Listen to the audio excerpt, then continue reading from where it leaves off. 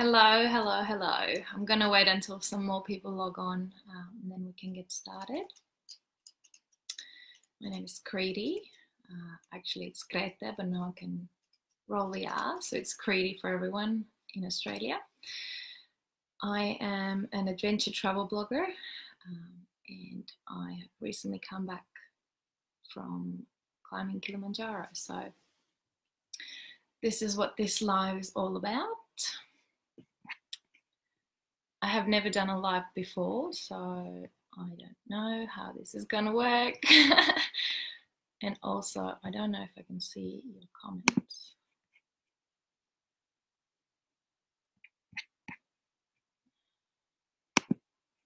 Anyway, I'll have to roll with it.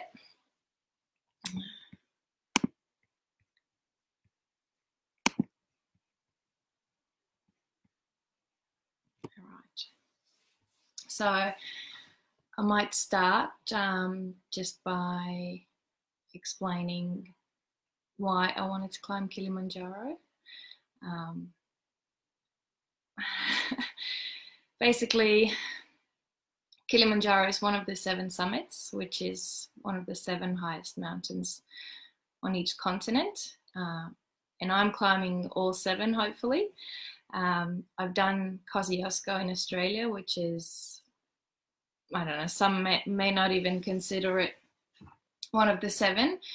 But Kilimanjaro was next on the list. So yeah, that's why I did it. I went with adventure professionals, getting mixed up with my own name. And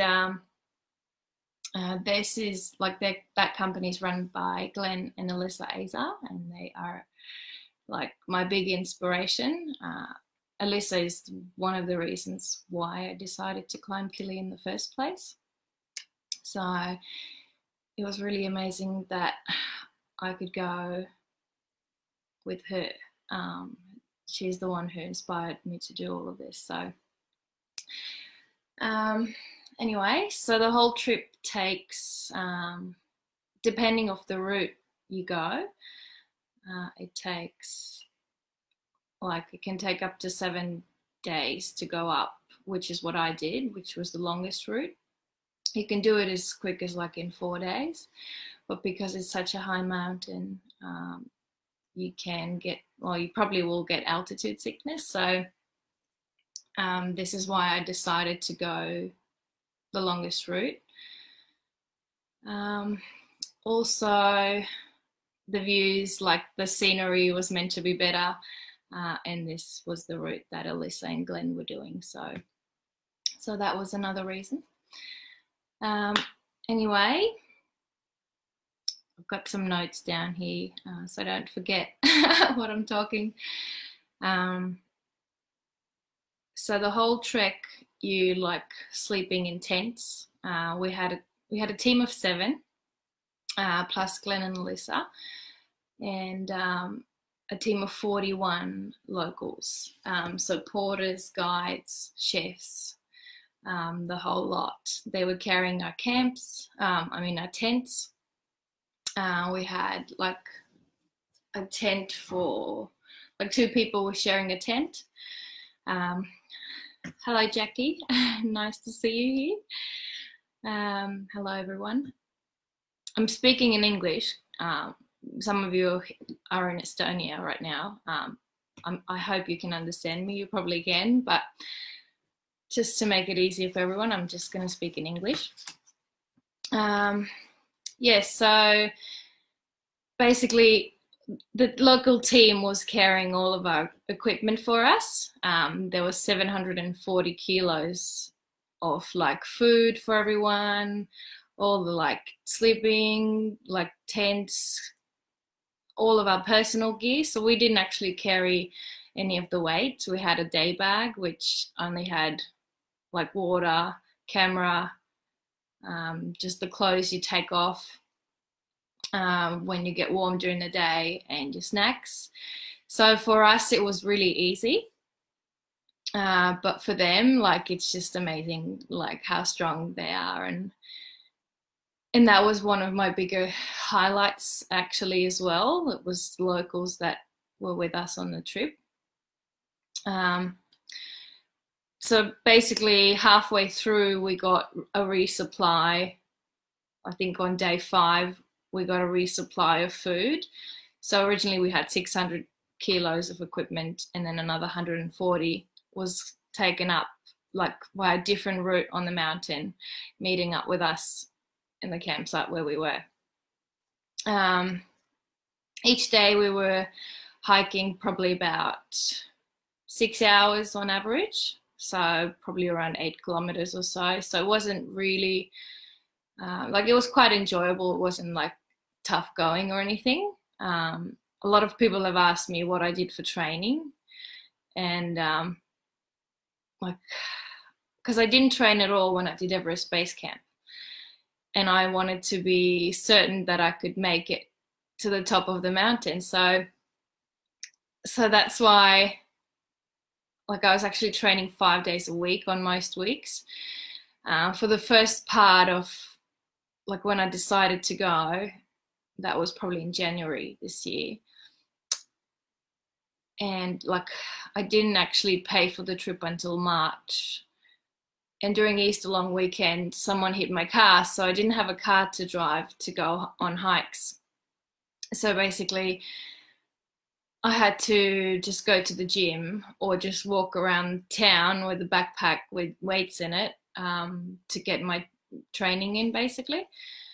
So I had like a personal trainer in the gym who did a plan for me to use, plus like I would just add things just to do my legs. Like, that was my main thing that I did, just like lots of legs, leg work, and the pack walks as well. So like on my last hike before I flew out, I literally had 20 kilos in my bag, and I was still sore on the plane, so that was probably a mistake. Yeah, so normally I had around 15 kilos, and then towards like the end of my training, I was actually able to get out of town as well and go and do some hiking. It's really flat where I am, so I really struggled finding places where to go, and also people to go with. I've actually now started this awesome hiking group, and we've got like 100 members already, which is great. So we're going to have some hikes coming up, and yeah, that's another thing. That's another story. Anyway, so that was my training. So lots of leg work, pack walking around town with my backpack. I put my boots on. I took the dogs. I've got 2 dogs, so I took them on a lead like every Wednesday for like at least an hour. And then it was surprisingly easy on the mountain. Like, I did not expect it to be so cruisy. Like, there were harder sections where it was quite steep, but like it only went on for so long, like maximum 2 or 3 hours, and that was it. And then you were back on flat ground, or you were going downhill. And the way, like, someone asked me, how do you prepare for the altitude and the lack of oxygen? And the way the route is actually planned out is that you climb high, but then you go down and sleep low. So the whole trip, basically, we would go higher in elevation, and then our camp would be somewhere lower, and then the next day we would go higher again, and then the camp would be somewhere lower. So we acclimatized really well. I was also using Diamox, which is it's like basically like preventing altitude sickness, but it makes you pee a lot. So I had to get up like 4 times every night to go to the toilet. Although I did have a shiwi with me and a pee bottle, which is another story. I need a bigger one because I literally filled it first time I used it. So yeah, so the main downside to Diamox was probably just having to go to the toilet a lot, but it's worth the alternative, which is that you get sick, you get headaches, and you may not get to the top. Although about half of us didn't use it, and also made it. So, but you never really know how your body reacts to altitude, I guess. So it's good to sort of have it, like, just in case. And I took it when I went to Everest Base Camp as well. So I haven't actually been in altitude without it. So I don't actually know how my body would react without it. But anyway, whatever works. Sheena asked me, how does Kili compare to Everest Base Camp? Which is a really good question. Everest Base Camp I did all by myself. I had 16 kilos in my backpack. I was carrying all the weight. I didn't have a guide. I didn't have a porter. We just walked into tea houses for our accommodation. Like, nothing was pre-booked. And it was just me and Michael, just the two of us. So this time I went with a group of people. There was, like, obviously 50 of us, 7 climbers and the support that we had. And it was so much better. Like, I actually thought I wouldn't like being in a group, and it was the complete opposite. Like, because it was so easy. Everything was organized. Like, I didn't have to worry about anything. The people that I was with were just amazing. So, like, so worth it. And my experience, like, I got to actually get to know the local culture as well. Whereas when I went by myself and did Everest Base Camp, that wasn't the case. So yes, definitely recommend the company I went with, which was Adventure Professionals. They're based in Australia. They use a local company called Gotson Adventures. And, like, yeah, if you ever think about climbing Kili, this is like the only company I would recommend you to go with. We saw there's this really big operator on the mountain that I at some point considered going with as well. And, like, some of the things that we saw were, like, really off-putting from these other companies compared to ours. Like, for example, we reached 4,600 meters for lunch at Lava Tower. And there was it was like a small area where everyone had to put their tents up for the customers, to have lunch. And this particular company had, like, 3 groups coming up on the same route, but only one big tent to sit everyone for lunch. So the people in that company amongst themselves started fighting. Like, literally there was like a ring of people, and, like, they were kicking the person on the ground, and, like, it was just, like, crazy.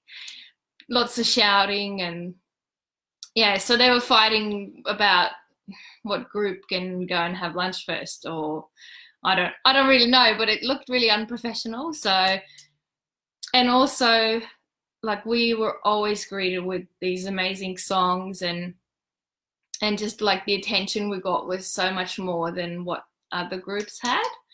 Even when we were coming down the mountain, we were coming down, and there was this, like, a table with a red tablecloth and, like, sparkling wine and, like, flutes and stuff ready to go. And I was thinking, oh my God, who's this for? That's, like, pretty awesome. But I didn't know if it was for us or not. So we spent some time in a different area, like at the gate, getting our certificates and everything organized.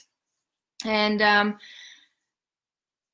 yeah, it came out that this whole spread was, like, put up for us, and all the boys, like, all the locals started singing to us again, and, like, we all started dancing, and it was just, like, such an amazing experience. And all the other teams were just, like, sitting in a different area, just, like, sort of looking at us, and were, like, you could tell that they were kind of jealous of the treatment that we got. So, and from what I've heard, that's pretty standard for this company. So yes, definitely would recommend.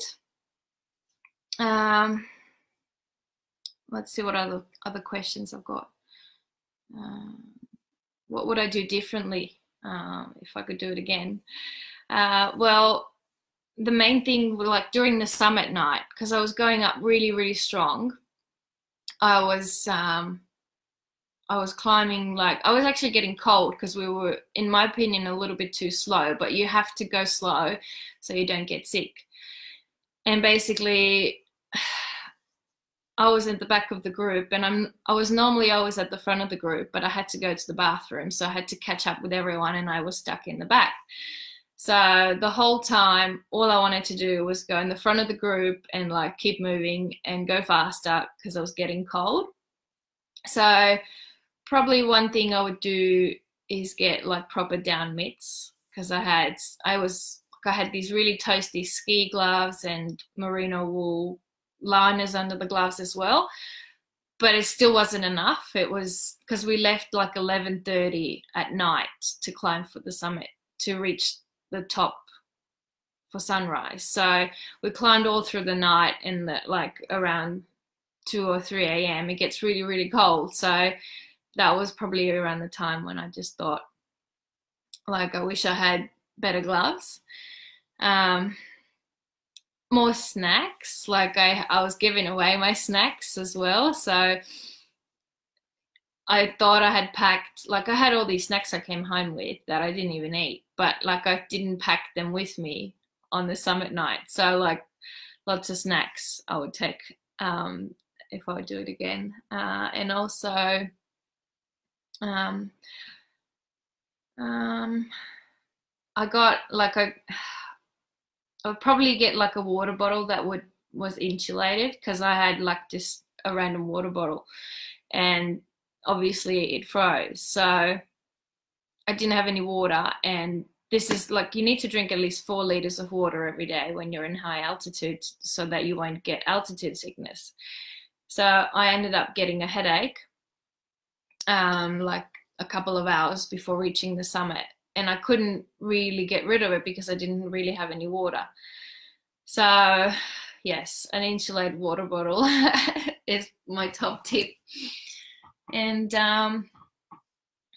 so basically last half hour before you reach the summit, or not the summit, Stellar Point, which is on top of the crater. So you have to get to the top of the crater, and then you just go along on this ridge to go to the summit. But that last half an hour is like the steepest part. And because it's a volcano, like it has all of these loose rocks. And that was the time when my hands got so cold that like I didn't use hiking sticks the whole trip up until the summit night, which is when I decided to use them. But because my hands were getting so cold, I had to pull my fingers out of the ski gloves and hold these like chemical hand warmers in my palms, and that meant I couldn't use my hiking poles, and I didn't really want to put them away either, because I knew we were meant to use them once we got to Stellar Point. So I just literally I was walking like this, and I had the sticks here between my hands, holding these hand warmers in my palms, and that was literally as we were going up the steepest part. And so you go one step forward and you slide down like 2 steps. So that was a bit of a struggle. It did take it out of me. Up until that point, I was going really strong. I was thinking, this is easy. Like even Michael could do this, because like obviously he hates walking up the hill. But yeah, up until that point, it really got serious. Like, okay, I'm climbing this mountain. It's an actual mountain and not just a hike. And so when we got to the top, there was still 40 minutes to go to the summit, and I got a really bad headache. I was still cold. I actually thought, can I lose my toes on Kilimanjaro? Because like my toes were frozen. I had toe warmers in my boots as well, which didn't work. And I heard other people say that it didn't work for them either, so they're probably a waste of money. I wouldn't recommend. Yeah, so I was actually, all I wanted to do was go up there and come back down as soon as possible. And we got to the summit and there was like 50 people waiting to take photos and just queuing and getting grumpy because they had to wait. And I was like, I thought, stuff the photo, like I can live with not having a photo. All I want to do is go down. In the end, we obviously still got our photos and everything. And like everyone kind of enjoyed the summit and the views for like another 10 or 15 minutes, just standing there doing nothing. And to me, like my priority was to get down. So, and I forgot completely, like the number one rule on the mountain is that you don't go ahead of the guide, even if you're going down. Like you have to go with their speed, and there always has to be someone with you, like so you don't get lost and so on. And like I had mentioned to our head guide, like, okay, are we going down? And he said, yeah, we're going to go down. So to me, that was like a go ahead.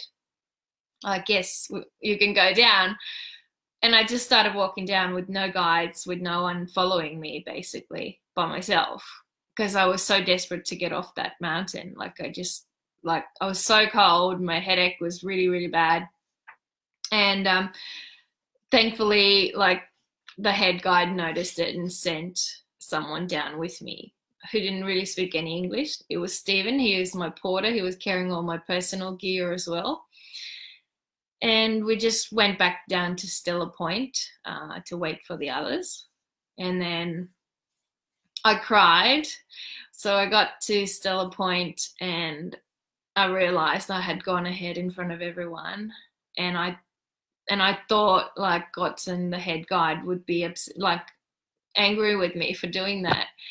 And that really upset me. And so I cried for like a whole hour, just like being really emotional. Didn't know really what I was crying about, or because I wasn't sad. I was like happy that I'd done it. But I was also doubting myself, like, can I do Everest? Can I do all these other mountains that I want to do? So it was like a big whirlwind of emotions, and I couldn't explain to anyone why I was crying, and I just couldn't stop. So anyway, coming down, it was like a 3-hour descent to base camp where we had stayed the previous night. And we went down a different route, not the one we went up, but a different one. And that was literally the whole way was like the last 20 minutes climbing up to Stella Point, where you just had like loose rocks and like you step one step and you slide down 3 meters, and it was like sort of like skiing down the mountain in a way. And it was really hard on my knees. I was so tired by that point. And to think that Alyssa, who, you know, who was obviously the girl who I went with, did that when she was 14, and on her way back on that exact same spot, you know, had said to Glenn, her dad, that she wants to climb Everest. All I wanted to do was like just sit down, not move, not do anything.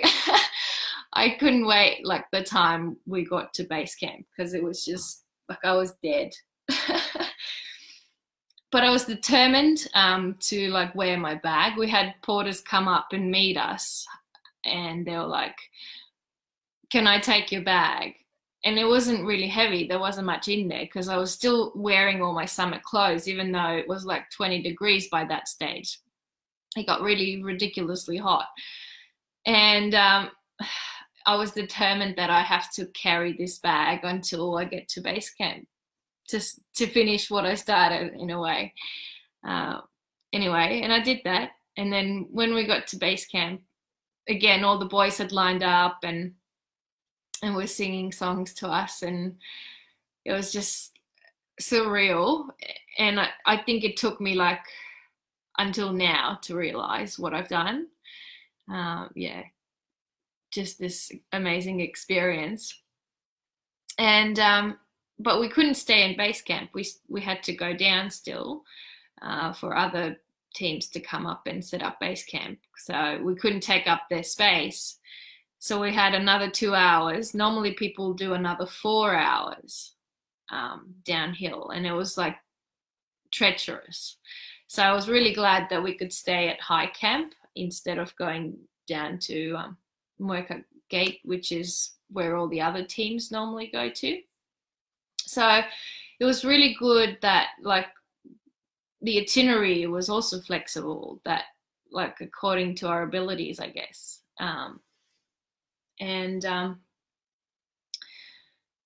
Yeah, oh God, let's see what else I've got, what other questions I've got. What was the highlight?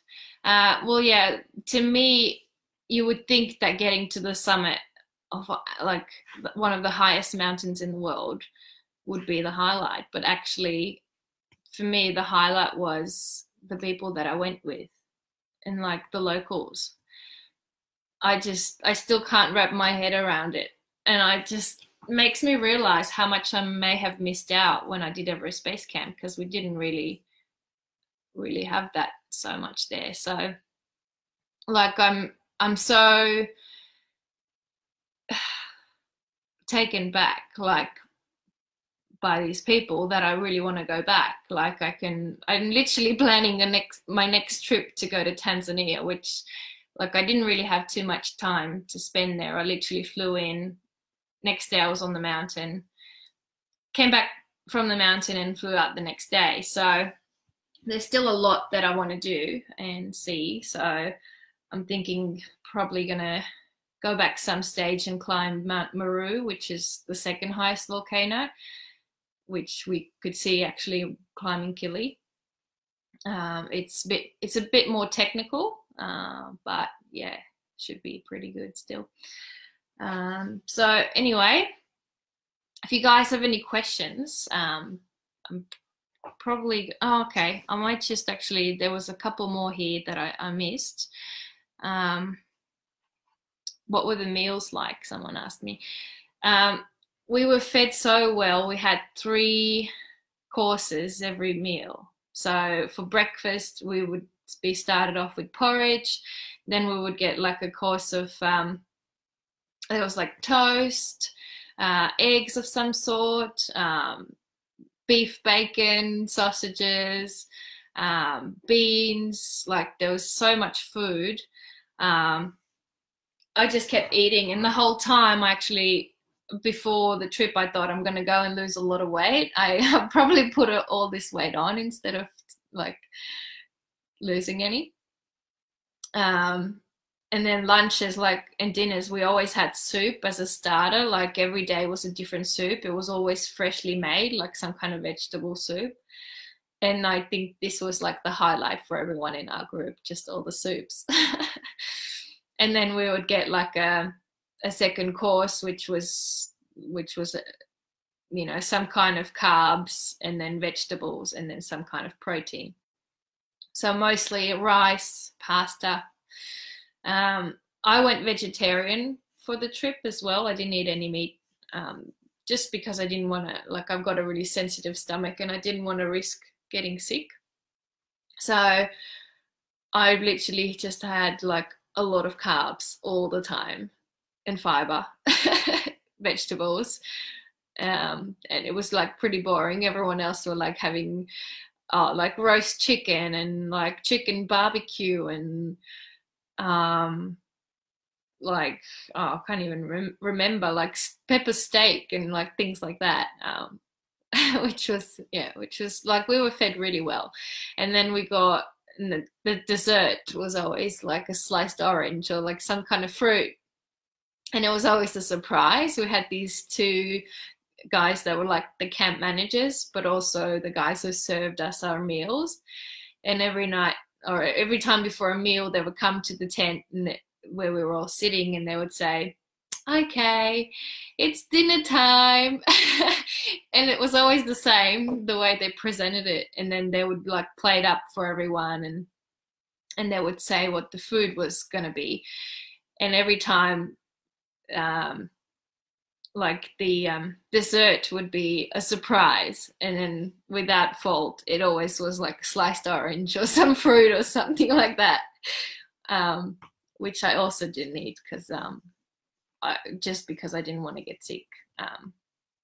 But on our last day, like our last dinner together, the chefs had cooked us like a chocolate cake, and then they all like brought it into the tent, and like we're all singing to us. And yeah, it was like pretty special, like to be able to bake a cake on the side of the mountain.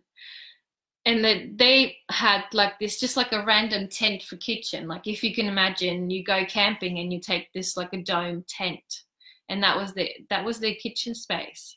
It was like amazing. How could they fit all these people and all this equipment and all this food in this little tiny tent? I don't know, but yeah, somehow they managed. And then yeah, so food was like awesome. We got so much food. What else? What's the best time to climb? Well, they say don't climb in November and in April and May, but all the rest of the year should be pretty good. We obviously went in August, so, and that's a busy time because like it's the dry season. There's like not many clouds, and although as you go higher, you're always going to get clouds. But it's also like one of the busier times. So we had like our head guide would always send out someone like 5 a.m. in the morning, one of the locals, to go and get us the next camp, so that we would always have a good spot. Because like sometimes the campsites would be on like an incline, so if you were late to come in, you would get a shitty spot for your group, and everyone would have a bad night's sleep essentially. Or you could be surrounded by 100 other people, or you could be somewhere separated if you went in early enough. So, and that was like another thing they did for us, made sure that we got the best spots. Another thing I wanted to talk about was the Barranco Wall, which was like basically like rock scrambling. So we were just have a look what altitude that was. We're pretty high. So close to about 4,000 meters above sea level. And there's this like a big, it looked like a mountain, but it was like this rock wall. And our camp was on one side of this like a stream or a waterfall or something. So we had to go across it and then climb up on this wall and over it. And it was basically like rock scrambling. You had to like be on your hands and knees, or like there was a hugging or kissing wall or something like that, it was called, that you had to like go really close, and you had this big drop off down the bottom. So that was pretty cool, I thought. Probably another highlight. And let's see if I got any more questions. Otherwise, I'm going to be moving on to my next trip, which I'm really excited about, and I want to tell you all about as well. Oh, yeah. So another thing, like a couple of tips as well before I move on. Unless you guys have questions, I'm happy to answer any questions. If you want to climb Kili, like try not to budget. Do not go there thinking you're going to save money here and there. I would urge you to spend more than, like, I would rather you spend more money than less, because ultimately that's going to determine what experience you're going to have. At least in my experience, I could have saved a couple of $1,000s at least and gone with a different company. But then my experience wasn't like, it wouldn't have been as good as it is now, or as good as I remember it to be. So that's probably my main advice. Pay a bit extra. It's worth it. And so some of you may know that I'm planning to do the 7 summits, obviously, and the next progression then is climbing Elbrus in Russia, which I plan to do August next year. It will be for Kids Express, which is like an Australian charity here for children with trauma. And they offer like counseling and psychological services basically to children. And I will be taking a team of 10. So I will be the team leader, and there'll be 10 more people coming with me. I have spots, like there's spots open. So if some of you are interested, just get in touch and I can send you through like an information package.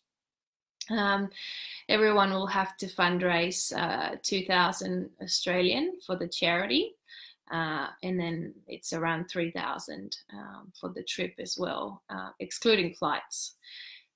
And like, I'm so excited. Like, you have to, it's only like a 10-day or 11-day trip, but you actually get to use crampons, and like they teach you how to use all this like mountaineering stuff, like all the gear. And it's not a technical mountain.